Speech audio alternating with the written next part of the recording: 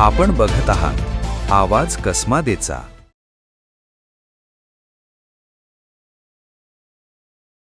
नाशिक स्थानिक स्वराज्य संस्था मतदारसंघाच्या विधान परिषद निवडणुकीसाठी बागलाण तहसील कार्यालयात मतदानाची सर्व यंत्रणा सज्ज करण्यात आली आहे।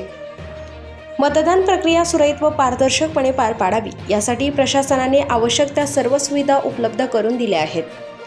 मात्र दुपारी 1 वाजेपर्यंत बागलाण तहसील कार्यालयातील मतदान केंद्रावर एकही मत नोंदवले गेले नसल्याची माहिती यंत्रणेकडून देण्यात आली। बागलाण तालुक्यात या निवडणुकीसाठी एकूण 28 मतदार मतदानाचा हक्क बजावणार आहेत। मतदान केंद्रावर पोलीस बंदोबस्तासह आवश्यक सुरक्षा व्यवस्था ठेवण्यात आली असून निवडणूक अधिकारी आणि कर्मचारी मतदान प्रक्रिया सुरळीत पार पाडण्यासाठी सज्ज आहेत। आता उर्वरित वेळेत किती मतदार मतदानासाठी उपस्थित राहतात याकडे राजकीय वर्तुळाचे लक्ष लागले आहे।